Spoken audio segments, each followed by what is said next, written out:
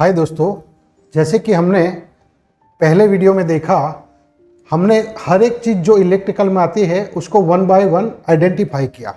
अभी आपको ये सब चीज़ को वायरिंग में कैसे ड्रॉ करते हैं और उसको वायरिंग डायग्राम कैसे समझते हैं, तो मैं आज हर एक चीज़ का सिंबल और वो कैसे काम करता है, जो कि बहुत सारे लोग कंफ्यूज रहते हैं कि ये सिंबल किसका है। अगर आपने सिंबल समझ लिया तो वायरिंग को समझ लिया, अगर आपने वायरिंग को समझ लिया तो आप कोई भी फॉल्ट इजीली ट्रेस कर सकते हैं। तो आज के वीडियो में हम हर एक सिंबल और वो कहाँ यूज़ होता है उसकी डिटेल में चर्चा करेंगे।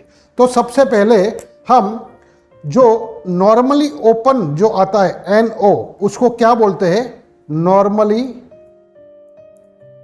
ओपन। और जो उसका सिंबल रहता है हमारी इलेक्ट्रिकल लैंग्वेज में वो ऐसे रहता है। तो वो कैसे काम करता है और वो कैसे दिखता है? तो जो नॉर्मली ओपन है वो ऐसे हमको दिखता है। ये जो है नॉर्मली ओपन, इसको जब हम पुश करते हैं तब ये नॉर्मली क्लोज होता है। तो मैं आपको बताता हूँ ये नॉर्मली ओपन क्या होता है और नॉर्मली क्लोज क्या होता है। तो उसके बाद आता है नॉर्मली क्लोज, NC जो बोलते हैं, नॉर्मली क्लोज। उसका सिंबल ऐसे रहता है। और ये अब दोनों चीज़ कैसे काम करती है मैं आपको बताता हूँ, नॉर्मली ओपन और नॉर्मली क्लोज। तो हमारे पास ये दो चीज़ पड़े हैं और हमारे पास समझो एक मीटर है और मीटर को हमने कंटिन्यूटी में रखा है। ओके, और मीटर को जैसे ही हमने दो वायर, तो ये मिस शॉर्ट है। ओके, तो अभी ये मैं नॉर्मली ओपन को पकड़ के उसके दो वायर को टच करूंगा तो ये अभी जो पुश बटन है वो ओपन है। अब उसको जब दबाऊंगा तो शॉर्ट होगा, दैट मीन्स नॉर्मली क्लोज हो। नाउ ये अभी ये नॉर्मली क्लोज हुआ। सेम ये चीज़, ये इसका नाम क्यों है नॉर्मली क्लोज? तो अभी ये कंटिन्यूटी अभी बताएगा, मीन्स ये पोजीशन में ये क्लोज है, दैट मीन्स ये शॉर्ट है। ओके, ये अभी सीधा बताने लगा। अभी मैं दबाऊंगा तब ये नॉर्मली ओपन होगा, अभी उसको छोड़ दूंगा तो ये नॉर्मली क्लोज हो गया। तो ऐसे हम इसको ये कर सकते हैं। उसके अलावा उसको हम कैसे चेक कर सकते हैं? तो नॉर्मली ओपन या क्लोज को आप कोई भी एक तरफ फेज वायर दे दो 230 का, तो आप इधर फेज दिखाएगा टेस्टर से। ओके, और आप जब ये नॉर्मली क्लोज है तो दोनों तरफ दिखाना चाहिए, और जब ये दबाते हो तो एक बाजू बंद हो जाना चाहिए, दैट मीन्स ये ओके है। सेम अगर आपने 230 का एक फेज वायर दे दिया इधर, तो आपको इधर एक ही बाजू बताएगा, दूसरी बाजू नहीं बताएगा। जब आप उसको दबाओगे तभी दूसरी बाजू बताएगा। तो एक उसको चेक करने की प्रोसेस है। तो ये दो था, नॉर्मली ओपन, नॉर्मली क्लोज, जो कि बहुत जगह ये वर्ड यूज होता है, NC और NO। उसके बाद सेम चीज़ है, ये हमारा जो स्टार्टर होता है उसमें स्टॉप बटन होता है, उसके पीछे NC कॉन्टैक्ट लगा होता है, यानी अलग आया जैसे अभी मैंने बताया था। ये स्टॉप पुश बटन एंड ये स्टार्ट पुश बटन है। तो इसका सिंबल कैसे रहेगा? तो स्टार्ट पुश बटन का अपना सिंबल, स्टार्ट पुश बटन, उसका सिंबल बहुत इजी है। इसमें नॉर्मली ओपन लगता है, इसलिए इसको हमने ये ओपन रखा है। तो ये स्टार्ट पुश बटन का हो गया। उसके बाद आता है ये जो स्टॉप पुश बटन है,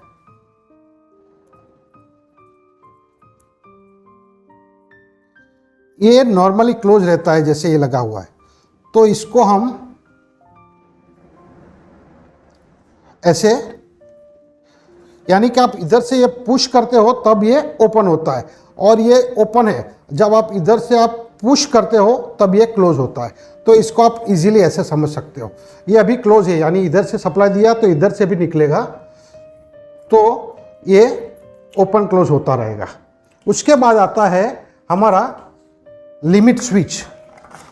अभी ये लिमिट स्विच में क्या होता है, दोनों का कॉम्बिनेशन रहता है, NO और NC का। तो उसमें 3 वायर रहते हैं, एक तो कॉमन, दूसरा होता है एक NC और तीसरा होता है एक एनो, ये एनसी। इसमें 3 वायर का कॉम्बिनेशन है, यानी कि 2 वायर अभी ऑलरेडी कोई भी 2 वायर एनसी रहेंगे। जब उसको पुश करेंगे तब एनसी वाला यानी इधर चला जाएगा और एनसी एनो हो जाएगा, ये हो जाएगा। अभी ये लिमिट स्विच कैसी दिखती है, तो ये लिमिट स्विच में जैसे मैंने बताया 3 वायर है, तो इसमें एक कॉमन है, एक एनो है, एक एनसी है।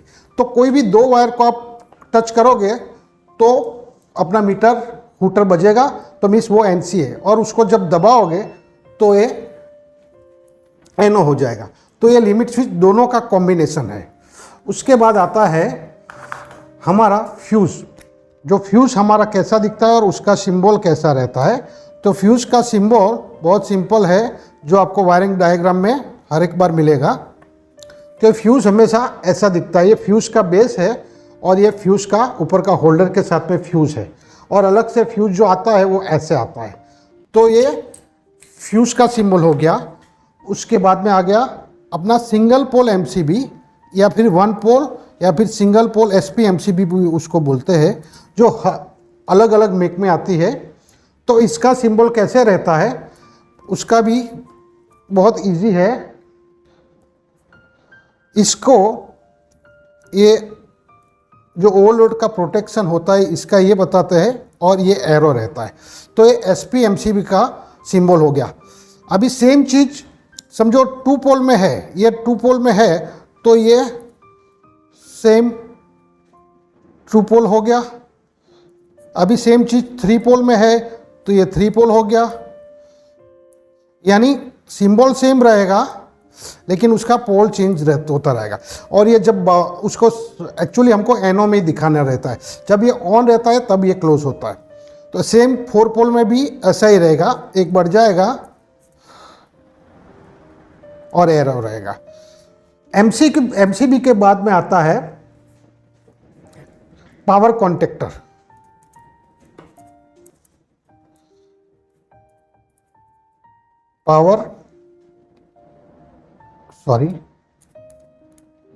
कॉन्टेक्टर। तो पावर कॉन्टेक्टर हमारा ऐसा दिखता है, और उसका भी जो सिंबल होता है बहुत ही, ये मैं वर्टिकल इसको ये करता हूँ। 3 वायर आरवाईबी के आए, और ये 3 जो उसके सिंबल है, और ये जो तीनों 3 है वो एक साथ में ऑन ऑफ होता है। तो इसमें जो पावर कॉन्टेक्टर में L1, L2, L3 देते हैं उसी का सिंबल दिया है, ये 13-14 का नहीं दिया है। और ये पावर कंट्रोल के लिए होता है। उसका जो कॉइल होता है, जो A1 और A2, उसका सिंबल हमेशा ऐसा रहता है, और इसको C1 यानी कॉन्टेक्टर बोले तो C1, और इधर A2 और इधर A1, जहाँ पे आपको कंट्रोल वायरिंग का फेज और न्यूट्रल देना पड़ता है, उसका जो भी कंट्रोल वोल्टेज रहता है उस हिसाब से। तो ये पावर कॉन्टेक्टर हो गया। और उसके बाद में आया ओवरलोड रिले। पावर कॉन्टेक्टर के साथ में ही होता है हमेशा। जब ये पावर कॉन्टेक्टर ऑन होता है तो उसी का पावर ओवरलोड के थ्रू जाके आगे मोटर में जाता है। तो ये ओवरलोड का सिंबल कैसे रहता है, ओवरलोड का सिंबल सिंपल है, उसमें आपको 3 वायर बताना है और एक बॉक्स बताना है। तो ये 3 पोल ओवरलोड हो गया अपना, OL ओवरलोड रिले। उसके बाद में आया SMPS। जो SMPS है वो AC वोल्टेज को DC में कन्वर्ट करता है। उसका फुल फॉर्म है स्विच मोडेड पावर सप्लाई। तो ये जो है हमारा SMPS है, इसको हमने इनपुट में लाइन न्यूट्रल दिया और आउटपुट में 24 वोल्ट DC देता है। तो उसको हम सिंबल में कैसे बताएंगे, वो बहुत इजी है। इधर AC का सिंबल ऐसे आता है और DC का ऐसे आता है। और समझो ये इनपुट हुआ, आप इधर लिख भी सकते हो जितना भी वोल्टेज है 230 वोल्ट, और ये आउटपुट हुआ तो 24 वोल्ट DC जो भी है। तो ये SMPS है जो कि पावर को DC में कन्वर्ट करता है। उसके बाद आता है एक मोटर, जो कि मोटर हमारे पास नहीं है लेकिन मोटर ऑलवेज सबने देखी होती है। तो मोटर का सिंबल उसको समझो 3 फेज का मोटर है तो हमको ऐसे करके एक एम लिखना होता है, और अगर उसका एक अर्थिंग भी बताना है तो एक अर्थिंग बता सकते हैं। तो ये मोटर का सिंबल हुआ। उसके बाद में आएगा एक रिले, जो रिले आता है, ये हमारे पास 2 चेंज ओवर रिले है। उसका सिंबल कैसे आएगा,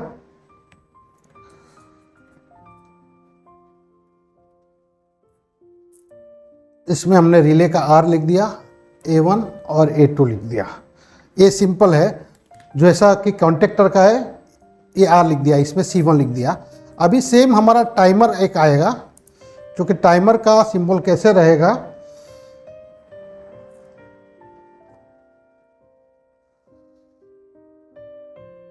इसमें आपको T लिख देना है, और इसमें A1 और A2 जो उसका कंट्रोल सप्लाई रहता है। तो ये हमारा टाइमर रहता है। ये हमारा सिलेक्ट मेक का है, लेकिन बहुत सारी अलग अलग मेक का टाइमर रहता है, जो कि उसका जो A1 A2 का सप्लाई वोल्टेज अलग रहता है, और उसमें कॉमन NONC 1CO या 2CO रहता है। और उसके अलावा हमारा MCCB आया, MCCB moulded case circuit breaker, जो उसका सिंबल हमारा वायरिंग डायग्राम में, मैं अभी ये 3 पोल का बताता हूँ।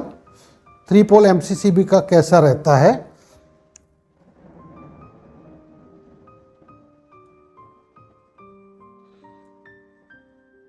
ये MCCB का हो गया, ये 3 पोल MCCB का।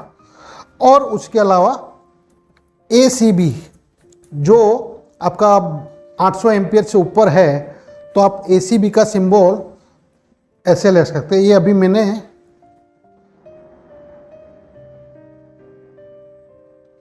ये ACB का सिंबल है, जो ये 3 पोल में भी आती है, 4 पोल में भी आती है।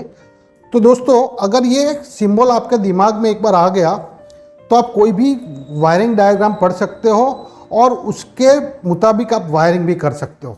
तो अगले वीडियो में हम आपको उसी के हिसाब से वायरिंग प्रैक्टिकली कैसे होता है, और क्या ध्यान रख सकते हैं, और कैसे रीड कर सकते हैं, उसका डिटेल में वीडियो देंगे।